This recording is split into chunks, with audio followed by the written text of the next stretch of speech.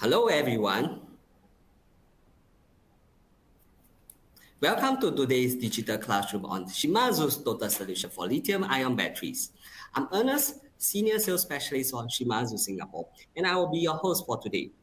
Lithium-ion batteries have revolutionized the way we power our world, becoming the preferred choice for portable electronics, electric vehicles, and even energy storage systems.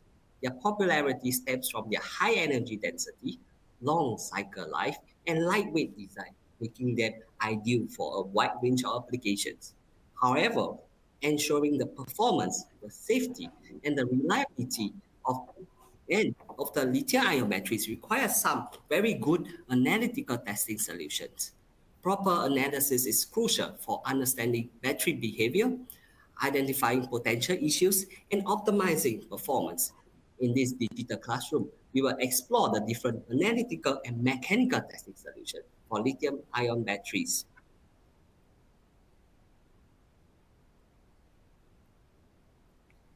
Okay, to make the digital classroom a smooth experience for everyone, please allow me to run through some of the housekeeping tips and console features which you can interact with throughout a digital classroom. First, we have the share experience icon. You can click on the various social media icons below the media player to share the digital classroom with your friends, your followers, and connection on various social network page. We also have some resources related to these digital classrooms available for free download. You can identify this resource icon at the bottom of your console panel. Just click on it and you get to download the files. And lastly, I would like to point out that the Q&A widget allows you to post your questions. Just feel free to type your questions into the chat box anytime during the digital classrooms, and you click on the submit button. Our speakers at the end of the day will try to answer as many questions as possible. We will have a Q&A session later on.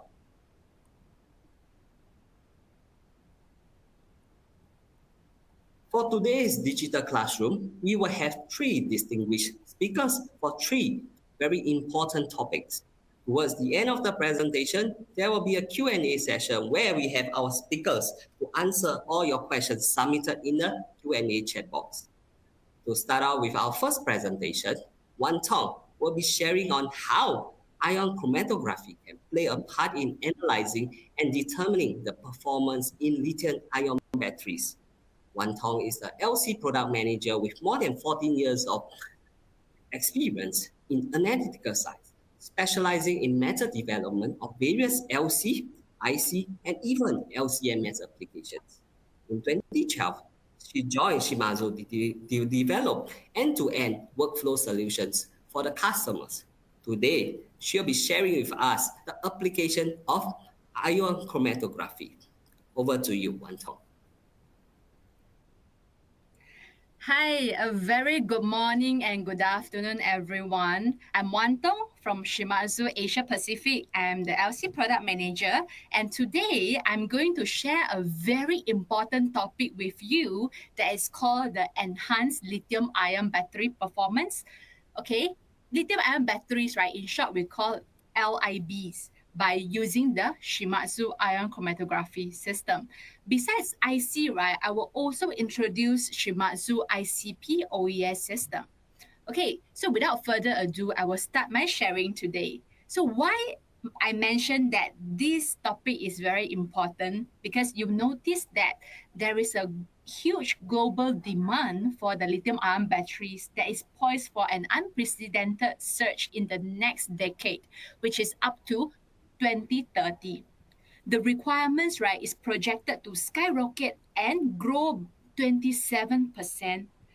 This explosive growth, right, primarily driven by the mobility sector, especially in the electric vehicles, right, is a reflection of the significant shift in the consumers' preferences and regulatory landscapes, as you can see on the right side of my slide. So EVs, right, it is attracting attention worldwide as a means to solve the problems of global warming and the oil depletion. Regulatory shift towards sustainability, which include new net zero targets and guidelines, including India's faster adoption and the manufacture of hybrid and electric vehicle scheme. The greater customer adoption rates increase the customer demand for greener technologies. Up to 90% of the total passenger car will involve EVs in selected countries by 2030. And not only for that, the announcement by 13 of the top OEM companies to ban the ICE, internal combustion engine vehicles, and achieve new emission reduction targets. So for the lithium-ion batteries, right, this is an overview of like the lithium-ion battery and inner part, what it is made of. Lithium hexafluorophosphate, right, is the main electrolyte that usually used for the lithium-ion battery because of its very highly ionic solubility, which provide great conductivity. It is dissolved in the solvents, for example, like the ethylene carbonate, dimethyl carbonate, ethyl methyl carbonate. We call in short EC, DC, or EMC. And in the lithium-ion batteries, right, usually they will add the additive, right, to change the performance of the lithium-ion batteries, right, to improve the performance by adding the vinylene carbonate. Electrolyte solutions plays a very crucial role in lithium-ion batteries as a transporter between the cathode and the anode. High purity is very crucial. That's the reason why the fluoride that is generated by decomposition will affect the battery performance. As such, the analysis of decomposition is very important in the quality control of the process. So the degradation products usually we will identify using the ion chromatography, GCMS, those like analytical techniques in order to identify and quantitate them. So now I'll move on to the total solutions of the lithium-ion battery. Not only we need to test for the material testing, but as well as inside the organic and inorganic components. In fact, right, this you can see on the right side here, these are all the different analysis and testing solutions that is required for the whole testing of the lithium-ion battery. But today, because of the time constraint, right, we will mainly focus on these techniques that we will introduce, me and my colleagues, right, they will introduce to you the IC, ICP OES, GCMS, as well as the testing machine. And Shimadzu, we are the only vendor that we can proudly say we are the only vendor that can provide you the lithium-ion battery total solutions. Okay, so now you can see this is the Shimadzu LC portfolio, and ion chromatography, it is in the family of the LC system. In 2023, we have launched the full new set of the Nexera light inert system that is used for the IC analysis, including the anions and the cations analysis, with the suppressor that is, the model name is ICDS-40A. So this is the difference between the IC and the HPLC. I'm pretty sure that the audience that joined our webinar today, you probably already have heard of LC or you have been using HPLC system in your labs. So what is this? What is the main difference between these two techniques? You can see on top, LC usually we are using UV or RID as our detector. UV is mainly for those compounds that have the conjugated double bonds that can absorb UV. Then this detector is suitable for those compounds. RID, in other ways, right, it is actually a universal detector which can be used for all kind of compounds as long as they can be refract, they can be detected by the refractive index detector. So that's the reason why we call it the RID, a universal detector. And usually the compounds that we use to analyze, right, we analyze is hydrophobic compounds and using organic solvent and reverse phase column. On the other hand, IC, right, it is for the charged ions, be it cation and ions. And the mobile phase that we use is usually aqueous mobile phase with salt buffer. In order to increase the sensitivity of the analysis, we will have this suppressor in the system to enhance the signal and to reduce the background noise. So you can see the difference between IC and LC is that we have this suppressor as well as we have the conductivity detector to detect the ions. And the column we use here, right, it is ion exchange columns. So what is so different from Shimadzu technology, different from others vendors technology? We have these key features called the analytical intelligence. This is to improve the efficiency of your entire workflow as well as to make your life easier. Most importantly is to maximize your lab throughput. So I-series, you can see on the right of this slide, right? This is the I-series that is a LC system that can do the entire workflow, right? I will say with the AI function, 90% of your workflow can be replaced by automation. So for the manual work, right, only requires 20%. So I will introduce each and every features to you, including the mobile phase monitoring function, especially when you are a new user to IC and LC. These features are going to help you to give you a peace of mind. Mobile phase monitor, it is the function to help you to monitor the real-time volume of your mobile phase. So if you accidentally prepare less volume of mobile phase, right, this MPM device will tell you your mobile phase is not sufficient for the entire batch. So you will know that you need to prepare more mobile phase for the entire analysis. And on the right, we have this flow pilot function. This is an automatic flow ramping function that can help you to ramp up your flow rate slowly. Okay, so you can see here we have the flow pilot function to increase your flow rate gradually by itself, okay, without any human intervention. And this smart automation kit, right, is there to switch the columns automatically so that there will be no manual work involved in order to change to different methods and different columns. And last but not least, this auto sampler, right, also come with the auto dilution function. So as and when if you need to dilute your sample, right, you can just key in your method and you can set like different dilution factor, and the software is there to help you. The system will help you to dilute your sample automatically.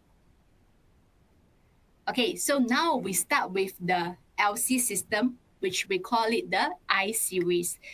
You can see on the slide here, it is a very compact system. So on top, you can see this is the refractive index detector for those compounds that does not absorb UV. So there is no specific structure required. And the conditioning of our RID system, it takes only 20 minutes to give you an excellent and stable baseline. You can, okay, so on top here, right, there is this screen for you to control the system. It is a touch panel. You can monitor your chromatogram, and as well as the system also come with the auto startup and the auto shutdown function. So imagine when you start work, right, even before you step in the lab, the system can wake up automatically and condition by itself. So by the time when you had your breakfast, reach the lab, right, you can just put your sample in and the system will start working for you. And the auto shutdown function, right? Imagine if your working time is until 5 o'clock, but at 4:30 you still have a long batch of analysis to complete, right? Don't worry. We have the auto shutdown function, right? The system will take care of everything for you. So even when you go home, the system continue working for you until the last analysis is completed, then it will shut down automatically. So our auto sampler comes with the ultra low carryover. It only the carryover is only 0.0025%, and it is the lowest in the market so far. And then it can give you the great repeatability of micro injection of 1 microliter or less. So as I mentioned earlier, the auto dilution function is also available. And the pump, right, you can use up to 4 different mobile phase, and it equipped with a high efficiency mixer. So here we also have the column oven that can accommodate up to 3 long columns. So if your columns is up to like 300 columns, right, you can put inside this column oven, and it can control the temperature up to 90 degrees Celsius. And you can also install a switching valve inside to switch the columns automatically. Okay, so this is an example of using the compact LC, which I introduced the key features earlier, with the RID to analyze the solvent, including EC, PC, DC, and the EMC, all the solvents, including the additive. So you can see this is the chromatogram. And then the excellent linearity can be achieved for all compounds with the linearity more than 0.999, as well as the reproducibility is also excellent with all the percent RST that is less than 1%. So you can see the structure of this solvent, right? Basically, they do not have any conjugated double bonds. So UV detector is not suitable for this application. You have to use the RID detector for the analysis of solvent as well as the additive that you use in the lithium-ion batteries. Okay, so the next technique that I would like to share with you is the Nexera Light Inert, the ion chromatography system. So Shimadzu launched our LC40I, the inert system, right, the pump, so that it can deliver the mobile phase and at the same time give you a very stable pump pulsation so that you can expect a very stable baseline for your chromatogram. This system, right, is designed to have proven performance with productivity. It is a fully inert system so that the wetted sample path, right, they are all direct contact with the PEEK tubing so as to prevent corrosion and to prevent the ion leaching from the metal. So this system, right, it is a very rugged system that can guarantee very high efficiency and maximize your lab productivity.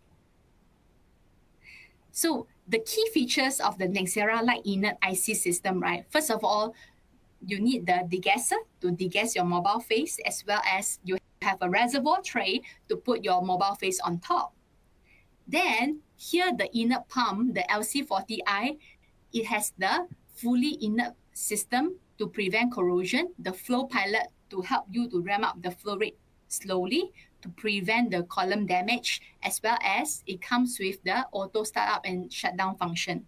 So at the bottom here, we have the auto sampler that is also inert, that come with high accuracy. You can make injection from 0.1 microliter up to 500 microliter. It has also very high sample capacity, up to 105 1.5 vials can be put inside. So for the conductivity detector that is designed for the ion analysis, right? This conductivity detector comes with very low noise and stable baseline, and it can ensure very precise temperature control, because you have to remember that temperature control is very important in the ion analysis, because if the temperature is fluctuation, right, you will expect that the baseline is not stable and your result is also not reliable. So this is the feature of the conductivity detector to ensure that the baseline is always stable. And our system, right, also come with the status light indication. So at one glance, you know what's going on to your system. When it is in green light, you know system is ready for analysis. When it is blue, the analysis is running. When if it is red color, meaning that something is wrong with the system and you need to take care of the system immediately. Then the anion suppressor, right, the ICDS-40A, it is an electrodialytic suppressor that can detect the cation and anions at a very high sensitivity. For anions, it can detect low ppb level, and there is no regeneration solution required for the suppressor. And because of the design of low internal volume, it can generate very sharp peaks. So for the column oven, right, is here it is for you to accommodate even long column length.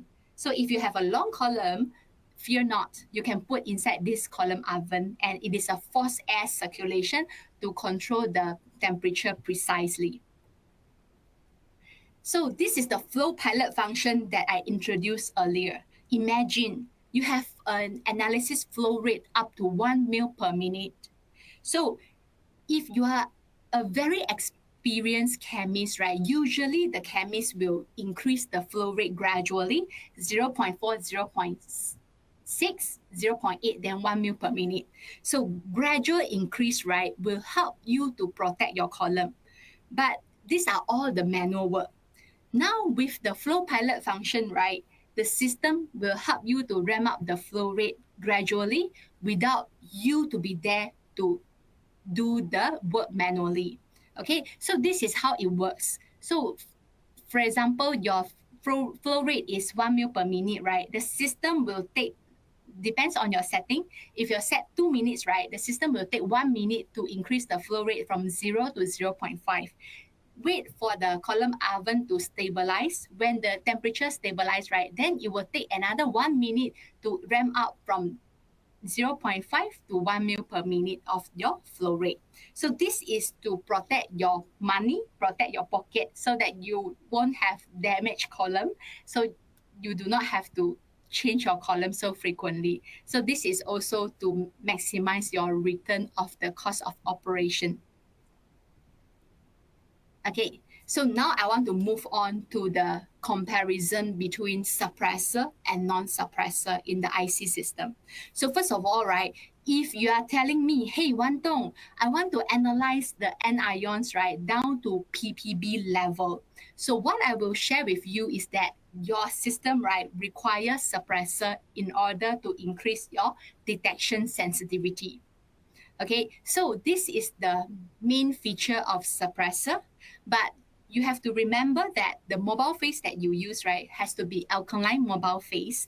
And then the also, right, it will allow you to detect even very low concentration trace level of anions as low as ppb level. Okay, so if you are not analyzing that low concentration, can you use the system without suppressor? Yes, of course. So our system is very flexible and expandable in the sense that if you don't need the suppressor, you can just bypass the suppressor and you can use it as it is without running through the suppressor. And also our system, right, doesn't require any regeneration solution. So you can just use the suppressor without regenerate it. Okay. And then the main purpose of having the suppressor, right, is to change the sodium carbonate that enter the system, right, enter the flow cell. They are those high conductivity detector, high conductivity ions. So in order to convert it to a low conductivity ion, right, this is the role of the suppressor. So that when it reach the detector, right, the ions background will be reduced and it can enhance your signal. Okay, so the auto sampler, right, also come with the key features that it can give you very good linearity as well as excellent low carryover performance. So this is the example of analyzing the ions, and you can see that if you inject a very high concentration nitride followed by a blank injection, right? If you inject like up to 1000 ppm of nitride, then you inject blank, this is the carryover of only 0.001%. Okay, so ultra low carryover is to ensure your results to be very reproducible as well as reliable. Okay, so this is the auto dilution function. The system, you have the auto dilution option. So if you are feeling that, oh, I don't want the manual work, I want the system to do the dilution for me. So this is the setting. You can set the source vial, what is the vial number. You can set the diluent vial, okay, using what kind of diluent to dilute your sample. And then you can set the total volume as well as the dilution factor that you want to dilute. So up to 100 times you can dilute your samples. Okay, so this is an example of doing the analysis by using the column switching to really like do the degradation evaluation of your lithium-ion battery. So because of this very highly polarizable hexafluorophosphate, right, we can see here, okay, so that's the reason why we need the column switching IC in order to use the short column for a rough separation because of the strong retention of PF6. So you can see that the peak shape is very wide. So we use a shorter column to do the to do a rough separation. Then this compound that you can see that is encircled in red color, right, will be introduced to the column 2 for a complete separation, which I am going to show in my second slide. Okay, so you can see that here, this is the chromatogram of the, just now you saw the little peak in front that is not fully separated, right? So this is the chromatogram of the long column analysis. You can see here the electrolytic solution, right, including the fluoride and other degradation products of the lithium hexafluorophosphate compound, right, will be eluted here. So this is a comparison of a new lithium-ion battery compared to another lithium-ion battery that is used after 24 hours. You can see that there is some degradation products. Okay, so with this system, and we show you the application that it can achieve excellent linearity, more than 0.999%, as well as the reproducibility is also excellent on the table here. Okay, so another technique that I would like to share with you, right, is the elemental composition of the lithium-ion batteries. Just now you have saw a lot of the anion analysis. Now we will move on to the cation analysis. So the purity of the active materials, right, like the lithium cobalt oxide or the lithium manganate oxide, right, they are used in the positive electrode. So this composition of the electrode material, right, they are present in the trace level. So the trace metal, right, we can use the ICP method to analyze them. So the composition as well as the electrolyte solution. So the manufacturer, right, they must evaluate the battery materials and components in order to guarantee the final product quality. So as to control the quality of your product. So this is an example of using the ICP OES to analyze the elemental impurities. You can see on the sample results here, the detection limit that we can achieve is very high sensitivity. We can detect low ppm level, okay, using the ICPE 9820. So elemental impurities in the lithium-ion battery were performed with very good accuracy as well as the repeatability. And the recycling of lithium-ion batteries here, I want to introduce you a very important concept of the recycling of the batteries.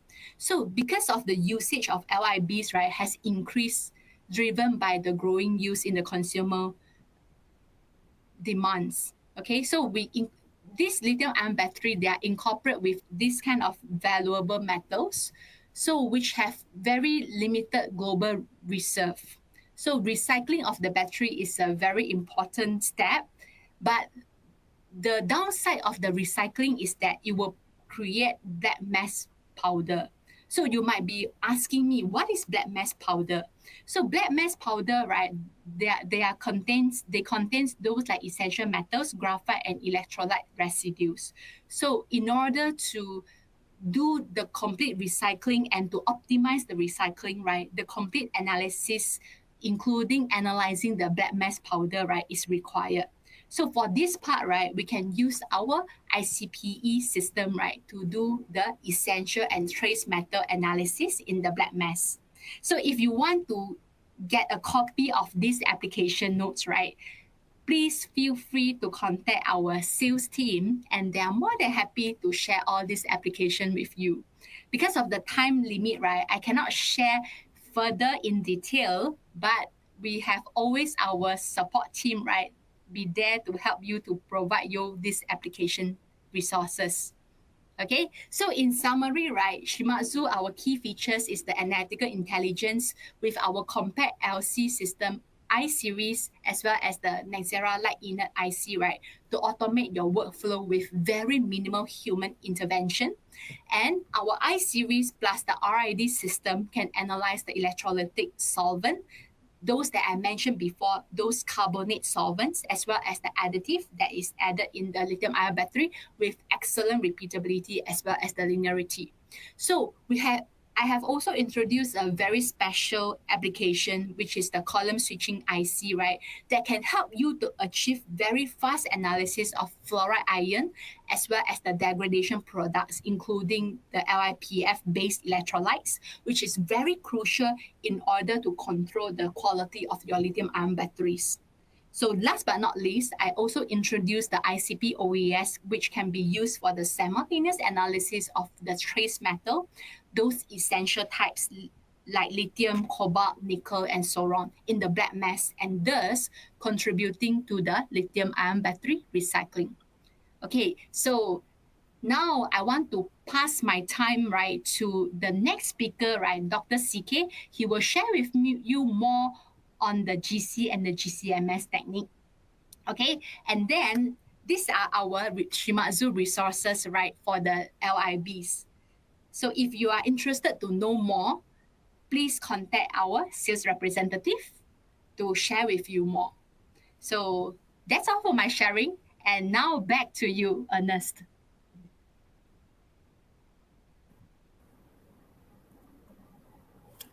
Thank you so much, Wan Tong, for the great technical sharing, and especially on how we can utilize LC for lithium-ion batteries analysis. So now we will have Dr. Chung Kian. Dr. Chung Kian has 18 years of experience in chemistry, including organic chemistry, electrochemistry, nanomaterials, chromatography, and even mass spectrometry. He shares his passion for chemistry with those he interacts with in his day-to-day job as a senior product specialist in GCMS. Dr. Chung Kian will be sharing with us on how GCM and GCMS are utilized in the development and the life cycle of lithium-ion batteries. Let's hear more from him in his talk titled The Role of GC and GCMS in Lithium-Ion Battery Economy. Let's welcome Dr. Chung Kian. Dr. Chung Kian, please.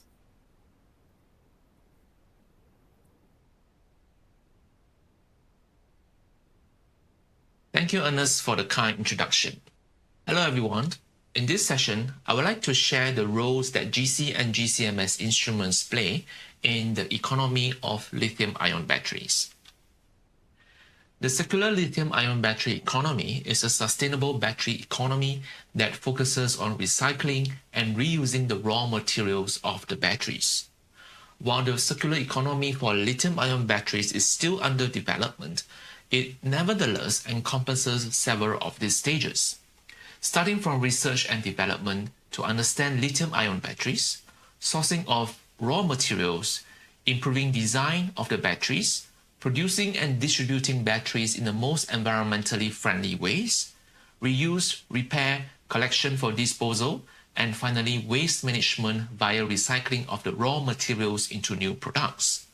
At the end of the day, we would achieve minimal use of raw materials, reduce waste, and reduce emissions. GC and GCMS can contribute to the circular economy effort and, in fact, in most of the stages. And this can be summed up in three different segments. The three segments include research and development, quality monitoring, and recycling. Lithium-ion batteries is made up of various individual parts and materials that may work efficiently together or otherwise detrimentally against one another. Studies such as degradation process of the materials would be important to ensure the availability of safe lithium-ion batteries and a secure supply chain.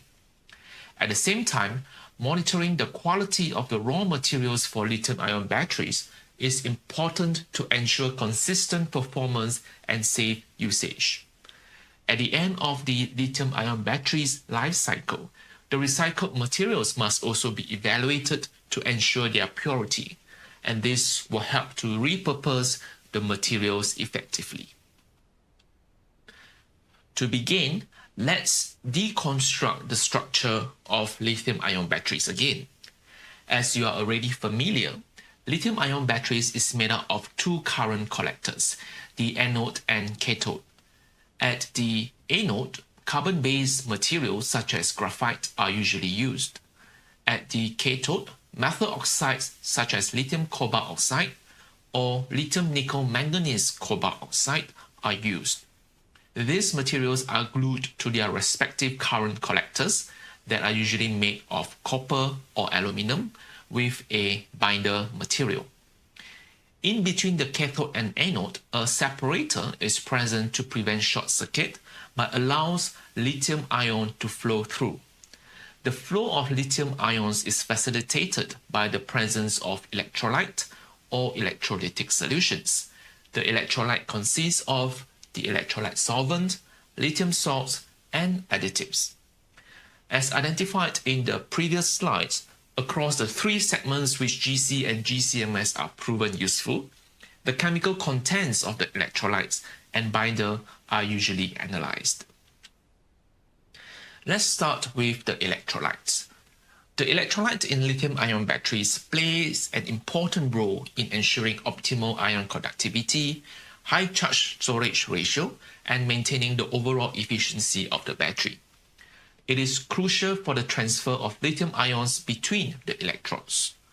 Optimally, it should have properties such as high dielectric constant, high ionic conductivity, chemical thermal stability, wide electrochemical stability window of operation, and adequate viscosity to provide optimal ion mobility. Of course, it has to be environmentally friendly, cost-effective, and safe to operate. There are two major types of electrolyte. The most common type is liquid electrolyte. The electrolyte solvent can be carbonate or ether-based solvents. The next class of electrolytes is the solid-state electrolyte. Within this category, it is further divided into various classes. These include ionic liquid, gel polymer, solid polymer, as well as polymer salt complex electrolytes. Liquid electrolytes is still the most common electrolyte in the market. However, it can pose significant risk of fire due to the flammability of the organic solvents. The risk increases when the operating temperature increases in the long run. Solid-state electrolytes are mostly still in the research phase. At the moment, its adoption is largely hindered by its lower performance and high cost. Nevertheless, a lot of work is poured into this area, and new innovations may be just around the corner. At the moment, we will have to ensure that we understand the liquid electrolyte well. For electrolyte solvents, carbonate-based solvents are the most common one.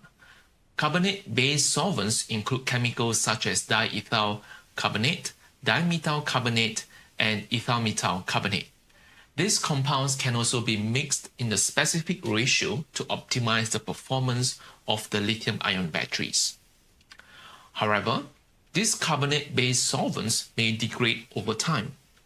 For example, ethyl methyl carbonate may undergo trans-esterification process to dimethyl carbonate and diethyl carbonate.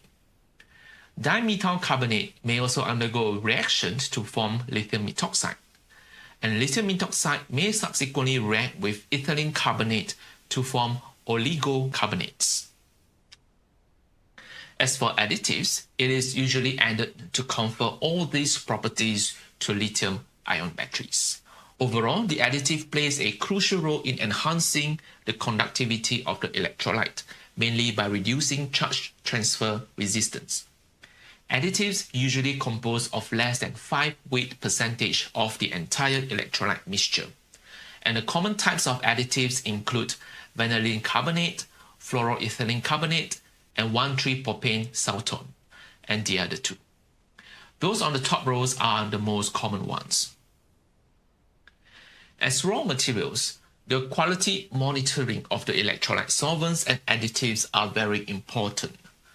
For this, a gas chromatograph coupled with flame ionization detector, FID, is the go-to instrument for quality monitoring.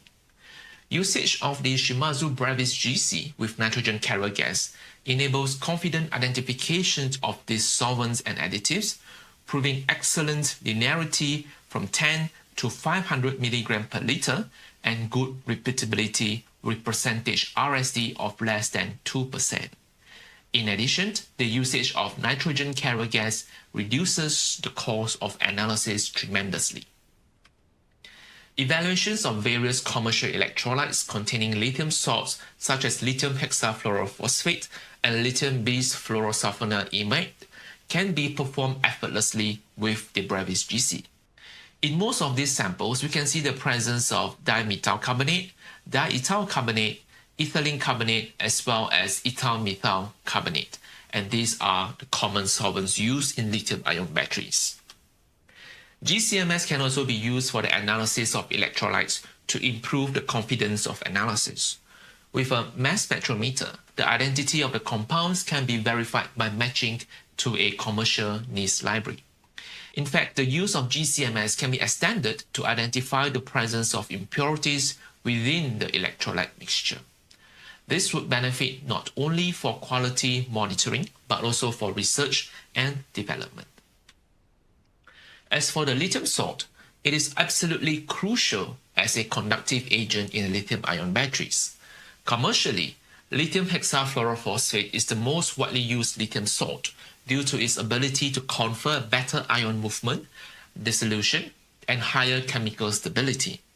There are also other types of lithium salts with varying properties. However, lithium hexafluorophosphate is sensitive to moisture, and this reaction could initiate a series of degradation processes to produce organophosphates. To start, the thermodynamic equilibrium of lithium hexafluorophosphate produces phosphorus pentafluoride. This will react with water to produce phosphoryl fluoride, POF3. Subsequent reaction of phosphoryl fluoride with the carbonate solvent will result in the formation of difluorophosphate as well as monofluorophosphate, and finally trialkyl phosphate as its most degraded form. In this aspect, GCMS would prove crucial to the identification of the monofluorophosphate species. The availability of mass spectra provides confidence in their identification. And with clear identification, the monitoring of this species can offer a reliable way of analysis to trace early stages of electrolyte decomposition across the entire supply chain, including manufacturing, storage, and transport stages. However, the analysis of lithium-ion batteries electrolytes with GC and GCMS requires some pre-treatment work to remove the lithium salt. Fortunately, the steps can be automated using a robotic autosampler such as the Shimadzu AOC 6000+.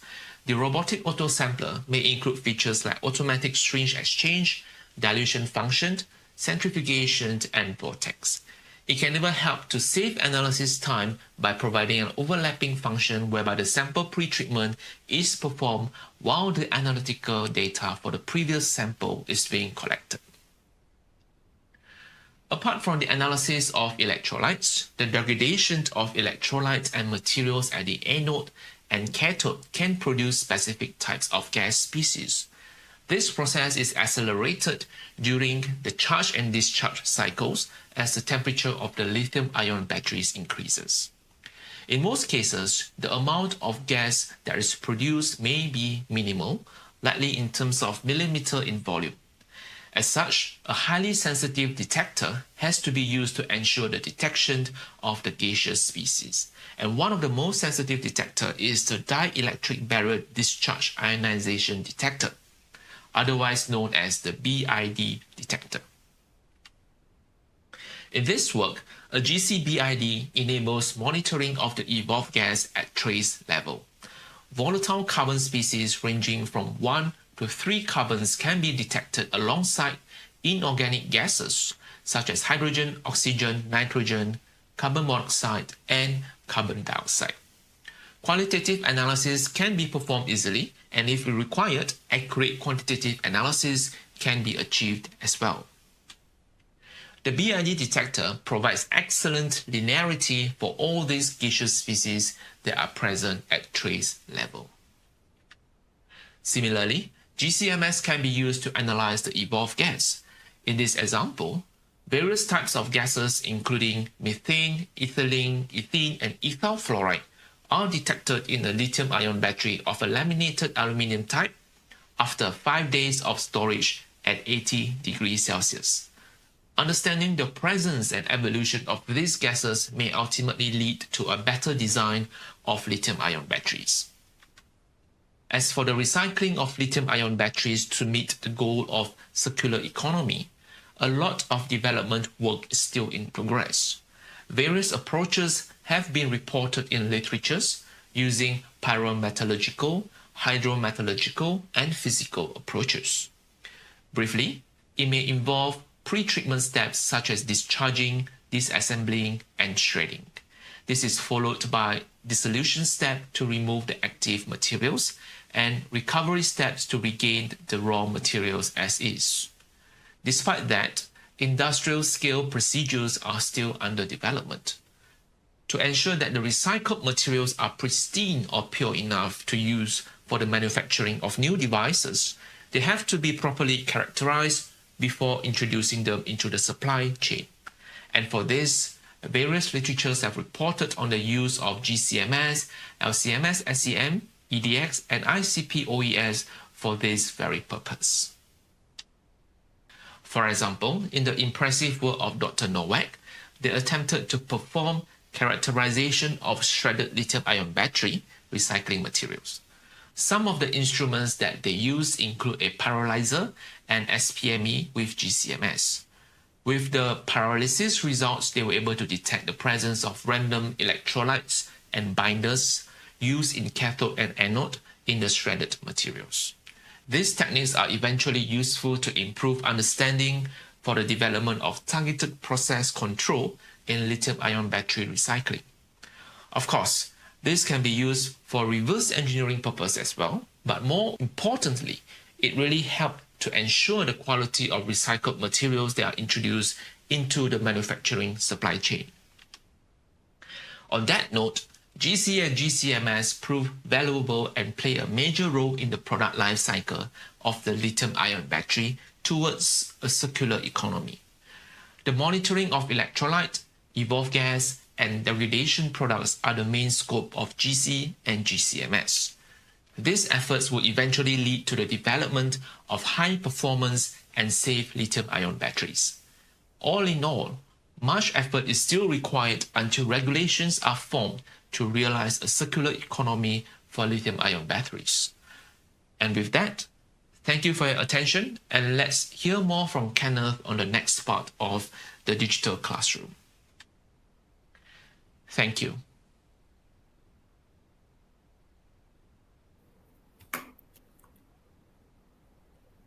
Thank you so much, Dr. Chung Kiang, for the great sharing.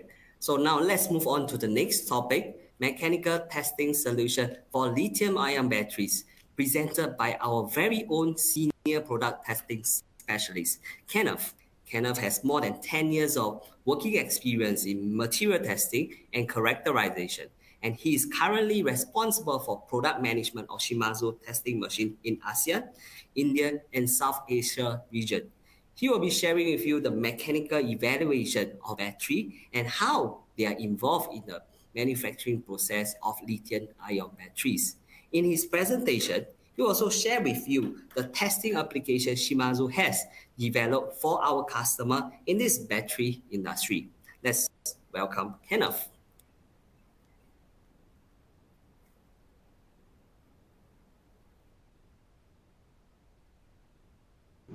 Thank you, Ernest, for the introduction, and also thank you, Wan Tong and Chun Kiang, for introducing the analytical solution for evaluating lithium-ion battery. So from now, I'll be sharing with you the common, or I would say essential, mechanical testing for lithium-ion battery. I'll begin with showing you the manufacturing process flow for the lithium-ion battery. So throughout this manufacturing process flow, I'll let you know what are the 5 important mechanical testing to govern both the safety and also performance of the battery. Let's start from the beginning, where we mix our cathode and also the anode active material together with other ingredients, and we mix it to become a slurry and coat it onto the metal foil, and then we dry it and go through the calendering compaction process. And the first test we are going to conduct for this process is the compression test on the active material itself. You might have known that the active materials are actually the very fine particles, which we are talking about 10 to 15 micrometer size or even smaller, in the electrodes which participate in the electrochemical charge and discharge reaction. So why we need this high compressive strength is because during the whole battery operation, the active materials are actually subjected to volumetric expansion and contraction because of the charging and discharging. And just now, if you notice that during the process, there is one calendering process which we actually compact the active material to have a higher density. So your active material will need to have a strong enough so that it won't be broken down during the process. If not, it will actually result in the capacitive failure in your battery. So how we do this is actually very simple. We use an MCT or micro compression testing machine to perform the compression test onto the particles or onto the active materials particles that we sprinkle onto the compression platen. So by using the indenter to compress on the active material particles until we reach a 10% of deformation, the deformation strength, or we call it as a sigma 10%, was calculated from the force when the deformation was 10% of the particle diameter, and we use it as a reference to compare 3 different anode material in these examples, A, B, and C. So based on the sigma 10% result, we actually notice that the anode material C has the highest compressive strength compared to others, while the material B is the weakest. So throughout this kind of compression testing, we'll be able to find out the best, most suitable anode material or even cathode active material for our battery process. And not just that, with the site observation kit attached to the micro compression tester MCT, we can actually relate the movement at each point shown on the force and displacement graph to video taken during the compression test. So each photo is an actual image extracted from the video taken, and the red dots on the graph indicate the force and the displacement value at the moment. So the photo from number 1 all the way to number 4 shows the compression in time series sequence. From there, we can have a better study on how the particles deform throughout the whole compression test. Next, from the slurry, we coat the slurry onto the metal foil to become a respective positive and also negative electrode. After coating, so we have one question, like how are we going to make sure that it is a good coating with a strong adhesion onto the metal foil, or it is a bad adhesion. So to check it, we'll need to perform this peel test onto the electrode coating. There are actually few ways of doing this peel test, but the most common in the market right now for the battery testing is the 90 peel test or the 180 peel test. So it depends on the angle or the orientation when you perform the peel test. Based on the result, this is the typical graph you get for the force and also stroke curve. You have a first maximum peak over here, and also the subsequent average up and down peaks throughout the whole process of the adhesion. So again, the rule of thumb is, of course, the higher the better, so that you can ensure that, or you can make sure that it is a high adhesion.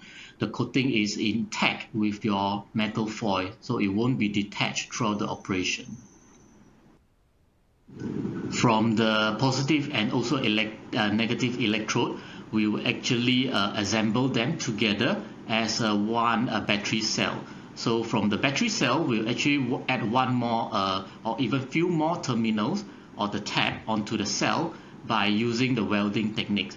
So again, here is a question. Once we welded the tab onto the battery cell, the question we are going to ask ourselves is how are we going to ensure that it is a good weld or it is a bad weld? So to solve this, we are going to use once again this universal testing machine to perform the weld strength evaluation onto the welded area. In fact, in one battery cell or battery module, there are several components, like for example, the electrode, current collector, taps to bus bar joint, are actually welded together using the technology such as the laser welding or the ultrasonic welding.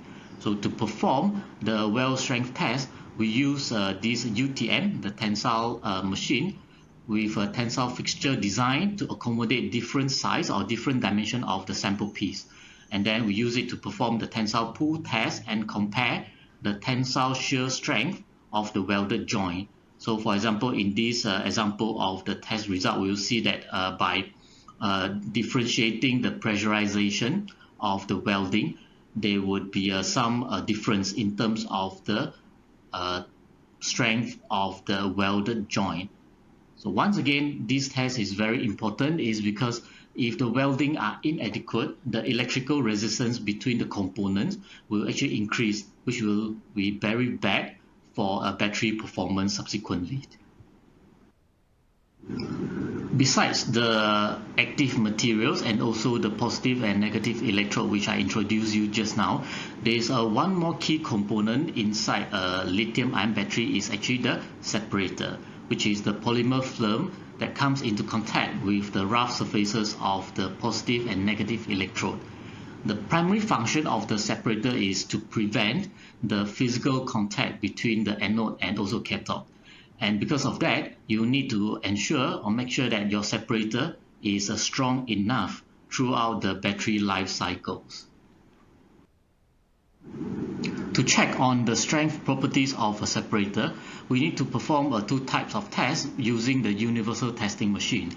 The first one will be the tensile test, in which we actually cut the separator into two different types of a dumbbell specimen. One is with lengthwise, the other one is the widthwise.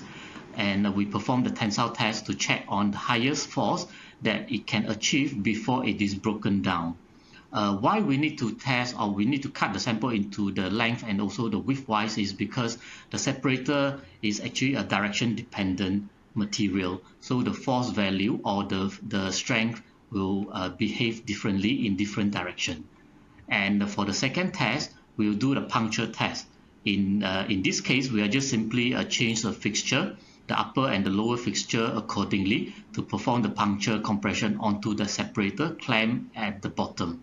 So in this test, we are similarly, we are also looking at the highest force or the puncture strength that it can achieve before it is broken. So, but one thing I would like to highlight here is we are not just doing these two tests at the normal test temperature, but we are actually tested at the higher temperature, like in this case, it is a 60 degree and also 90 degree. It is because the separator, it is not just direction dependent, but it is also temperature dependent. So the properties will have a different kind of behavior at different temperature. For example, in this case, you see that the strength actually collapse or drops drastically at the temperature of 90 degree. So from this simple setup or simple test, we'll be able to check on our separator, let's say brand A, brand B, or even brand C, what are the best or the highest temperature it can withstand without losing its strength properties. So after the 4 different type of tests, the last test I'm going to introduce to you is during the final assembly of the battery cell or even battery module. So as a whole, almost a finished product of the battery itself, what we'll need to do is to perform the compression test on the battery cell or the battery module. Even though the compression and the penetration test on battery is quite a simple setup, in which you place your battery on the lower platen and move down the upper fixture to press on it. But one thing I would like to highlight here is during the compression, it is very crucial to maintain the parallelism, which means we have to compress the battery in a flat manner. To achieve that, we use a fixture capable of accommodating the battery with a bulky size, for example, 500 times 500 mm, with a guaranteed parallelism tolerance. So this is something that to take note when you conduct such testing, which you need to invest a good fixture to prevent any eccentricity. In terms of setup, you can choose either penetration test or the crush test, depends on the fixture that you are investing. And in terms of the test speed, you can use a universal testing machine for the low speed crush or low speed compression test, or you can use a high speed impact testing machine to simulate those kind of high speed up to 20 meters per second for a study on, for example, the car accident, that kind of high speed crash onto the battery. Last but not least, we also have automotive customer who conduct the battery evaluation under the charge and discharge condition and also under certain thermal condition. So they are conducting mechanical testing on the battery in a UTM with a temperature chamber, and the battery is actually connected to a charge and discharge device or resistance measurement device. This is a very cool, because by doing so you can produce or reproduce extreme condition and evaluate the operation of the battery and malfunction caused by this kind of condition. So as the battery strength test and the resistance measurement are performed concurrently, it actually allows simulation of constraining forces, battery safety evaluation during collision, and the performance evaluation under simulated environmental condition. That completes my sharing on 5 important mechanical testing for lithium-ion battery manufacturing, which ensure both the safety and also the performance of battery. And thank you for your attention.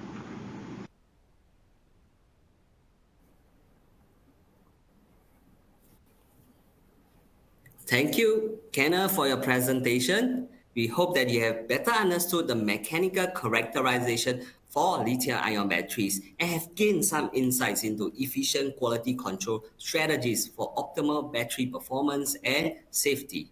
Now, let us move on to the Q&A session. Let us welcome back Wan Tong, Dr. Chung Kiang, and Kenneth to answer all your questions. Hello. Hi guys. Turn on your camera. We are back. Yes, hi Wan Tong. Hi Kenneth. I think now I don't really get to see Dr. Chung Kiang. Where is Dr. Chung Kiang? Hi. Okay, Sorry. I think yes, on and off again, probably. Yeah, hi. Yes, hi, Dr. Chung Kiang. Technical issues, right, yeah, sorry. No problem. All right, let's get to the questions. Okay, we see some questions coming in. Of course, in the meantime, guys, if you have any more questions, please feel free to send in your questions. Okay, we still have time. We can answer all of them. All right, let me see. Okay, we have some questions here. All right. Okay. So I saw one question here. This question is related to IC and ICPOES. So this question, I think we can direct this question to our product manager for LC, okay, Wan Tong. So is it possible to do cation analysis by IC, ion chromatography, or we must use ICPOES? Okay, Wan Tong, please. Okay, yeah, thank you, this user, for a very good question. Because, right, you notice that during my sharing, I didn't mention cation analysis by IC, right? But is it possible? The answer is yes, it is possible. But the reason why I only mentioned ICP-OES for the cation analysis, right, mainly because of the detection limit that it can achieve is different. For IC, right, there is this configuration that you can do a dual channel. So you introduce sample and you can inject into both different channel for cation as well as anion. So IC, it is possible to do that. But the detection limit, right, it is around ppm level, probably up to around like, a low ppm level. But with the ICP OES, right, you can do all these metal ions, the trace metal, the essential metal, and the transition metal, right, with very good sensitivity, up to like maybe low ppm level, as low as the IC. But it's just that for IC, right, you probably need special tubing for the transition metal. But for ICP OES, it is more straightforward. Okay, so I hope I answer your question. So if you want to get more information, you can also write to us. Okay, yes, thank you. Thank you, Wan Tong. So I think in essence, it is important to know what was your objective of your technique. So as mentioned by Wan Tong, you can do a simultaneous analysis by IC, or even if you want to go down to very, very low concentration, you can even consider ICP-OES. Thank you, Wan Tong. So now let's move on to the next question. Let's see. Wow, quite a number of questions here. All right. Okay, this question is related to GCMS.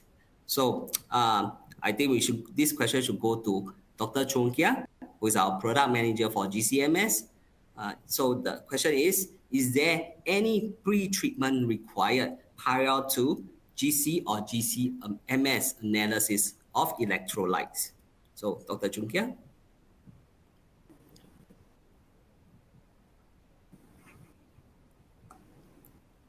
I'm sorry, Ernest, I was disconnected earlier. Can you just again? Yes, no, yes. Okay, I think, yes, we can hear you now. I think he needs you to repeat the question again. All right, Oh, let yes, me please, just Ernest, please. repeat that question again. Okay, because we are actually operating at different parts of the world. So let me just do the question again. Is there any pre-treatment required prior to GC or GCMS analysis of electrolytes? Any pre-treatment required? Okay. Thank you for the question, Ernest. So I think the short answer to that is yes, because lithium salt is present in the electrolyte, and this is not suitable to be injected into the GC or GCMS. So as such, before we run any analysis of the electrolytes, we should try to remove this first. Of course, if you are buying a commercial electrolyte, this is pure, it doesn't come with lithium salt, so you can just analyze directly. But if you're extracting it from a battery, it likely has a lithium salt. So this kind of pre-treatment is very, very essential. Otherwise, you may end up destroying the GC column or eventually destroying the MS or the detector eventually. So to do this, we can simply just take the electrolyte, put it through a centrifugation step, and the lithium salt should precipitate when you use a dichloromethane solvent.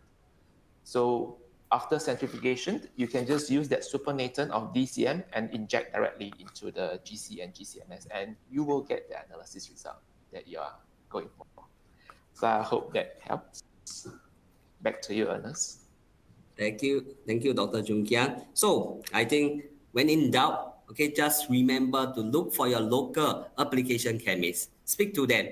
They will help you to clarify whether sample pretreatment is required or not. Okay, so now let's move on to our next question. Okay, so we talk. This question is about compression test. So this question should go to Kenneth. Can MCT compression test be performed at elevated temperature? Kenneth, please. Yes, thank you, Ernest, and thank you for posting this question. I like this question because I think the audience probably knows that most of material, they are actually temperature dependent. So again, the mechanical properties, like including the compression, it will also be affected when you test at different temperature. So yes, the answer is yes. For the MCT testing, we do have one option for you to attach the high temperature box onto the MCT machine itself. So it actually allows the user to do the test not just at room temperature, but they also can do it at the elevated temperature. Yeah. Back to you, Ernest. Thank you, Kenneth. All right. Now I see this question about suppressor. So it should be related to IC. So the question is, when samples having solvents that which, okay, in my own words, right, samples that are containing solvents, do we actually require a suppressor? And if we actually require a suppressor, what kind of suppressor is suitable? One time, please. Okay, thank you, Ernest, and thank you this question from Patel. Okay, I think this is a very important question for IC user. For IC, right, actually, IC is not originally, right, it is not designed for organic solvent because, right, majority of the sample that you analyze with IC, they are mostly like aqueous sample. But if let's say, right, you are saying that, okay, my lithium-ion battery samples inside got solvent, okay, hopefully it is not more than 10%.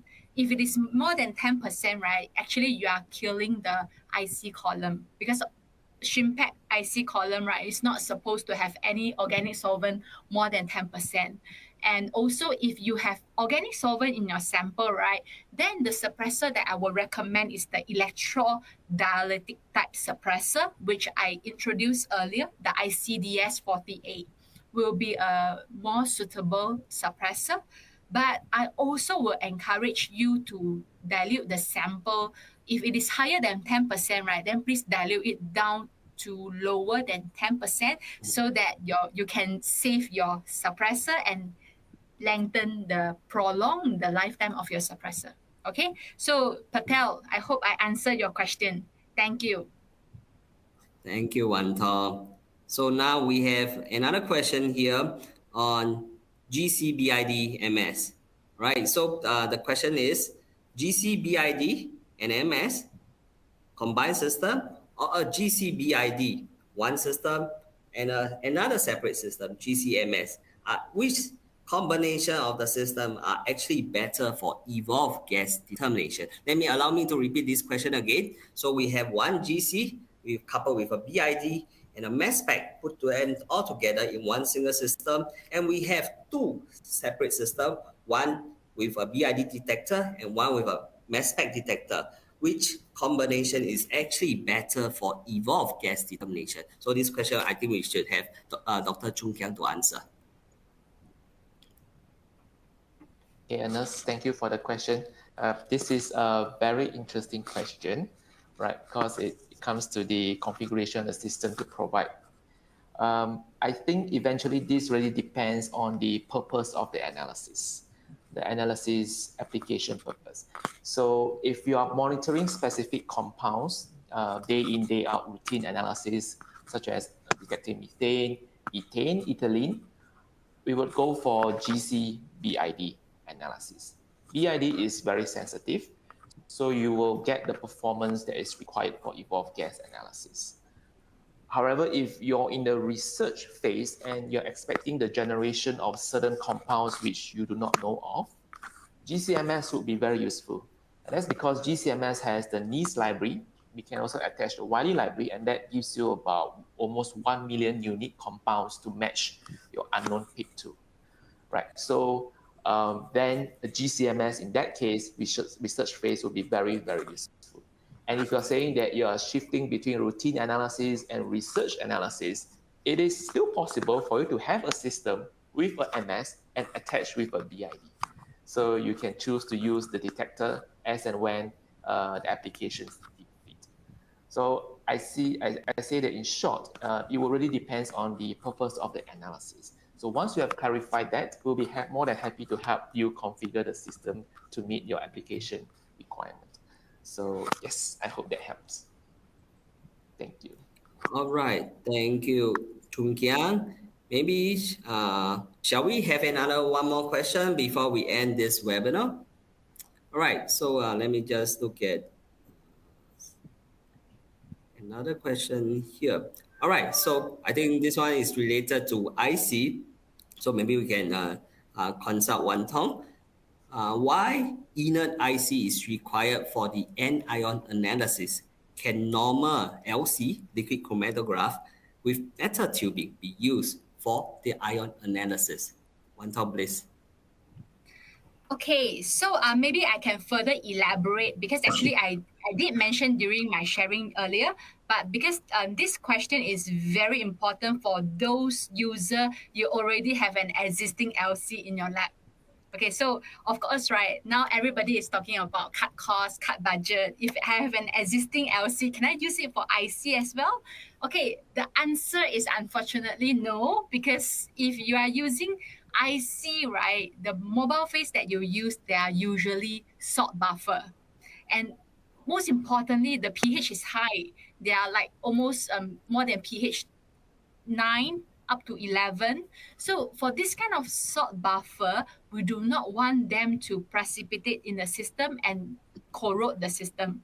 That's the reason why all the wetted path, right, we all change to the PEEK tubing, the inert material, so that you will not have corrosion, prevent the also like the system will not precipitate, the salt buffer will not precipitate in your system. So this is the first reason. The second reason is because when you are using the metal tubing, right, there is a tendency that ions will leach from the metal. So at the end of the day, right, when you analyze the results, right, you do not know whether is it from your sample or some amount of the result is it from the ions that leach from your system. Okay, so that's are the two reasons that's why I suggest that you should have a separate system, IC and LC. I hope I answer your question. Back to you, Ernest. Thank you so much, Wan Tom. All right, due to time constraint, we will end the Q&A session. In case we have not answered your questions, don't worry. We will definitely respond to you via email. All right, thank you again, Wan Tong, Chung Kiang, and Kenneth. I am sure that our audience has learned a lot from your sharing. Goodbye. Thank you. Thank you once See you again. again Thank you. in our Bye. next webinar. Thank you, Wan Tong. Thank you, Chung Bye. Kiang. Thank you, Kenneth.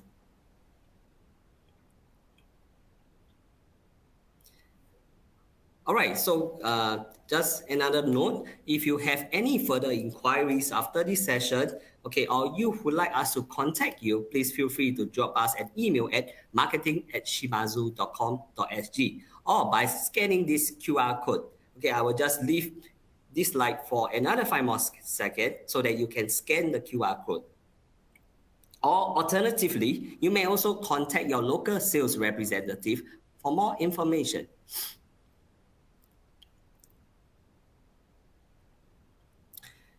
Before we end this digital classroom, we would appreciate if you could spend some time filling out the survey questionnaire on the right side of your console panel. This will also help us to provide better webinar content for you in the future. Lastly, I would like to mention that you can also download your attendance certificate by clicking on the certificate icon. With that, we hope that you have enjoyed today's session. Have a great day, and we look forward to having you again.